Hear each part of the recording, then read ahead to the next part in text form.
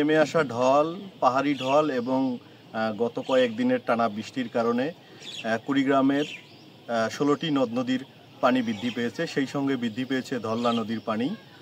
ধল্লা নদী পানি বৃদ্ধি পাওয়ায় ধল্লার পার্শ্ববর্তী যে সকল মানুষ বসবাস করে তাদের পানি ঘর বাড়ি তলিয়ে গেছে। চলুন আমরা তাদের সাথে কথা বলি এবং তাদের দুঃখ দুর্দশার কথা শুনি। কয়েকদিনকার বৃষ্টির ফলে এবং পাহাড়ি ঢল আসার ফলে আমাদের ধল্লা নদীর দুই কূল বন্যায় প্লাবিত হয়েছে এবং পানি বিপদসীমার উপর দিয়া যাচ্ছে এবং বেশ কিছু বাড়ি ঘর দুয়ার তলিয়ে গেছে। আমারও বাড়ির চতুর্দিকে পানি এবং গরু ছাগল মানুষ নিয়ে খুব একটা দুরবস্থায় আছি এবং পার্শ্ববর্তী ইউনিয়ন যেমন নাওডাঙ্গা, বড়ভিটা, আমাদের শ্যামলবাড়ি বেশ কিছু ইউনিয়নে পানিবন্দী অবস্থায় লোকজন আছে এবং খুব কষ্টে তারা আছে। স্কুলে যাবার দিবার পাই নিয়ে খুব কষ্ট হয়েছে। বন্যার পানি এসছে, বৃষ্টি, তারপরে যে কলের গোড়া পাকা করা নাই, পায়খানা যাওয়া খুব অসুবিধা হয়েছে।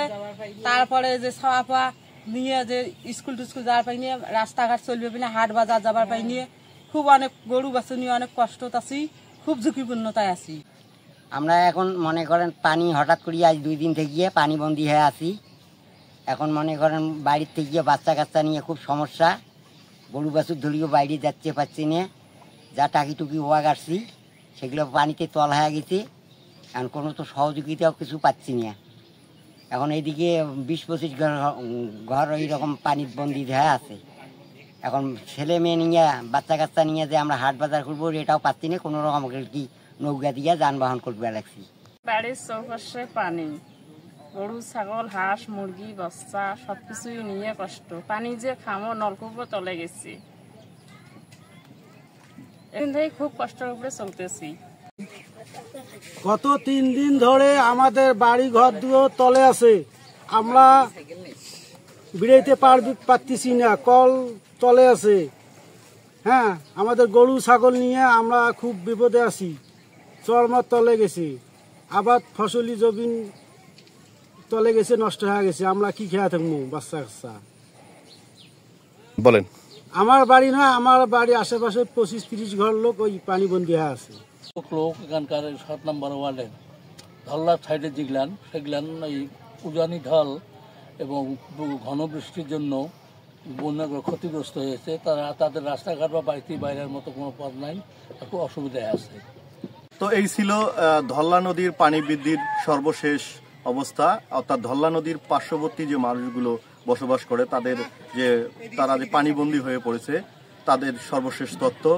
Jahangir Alam, Asian television, Phulbari, Kurigram.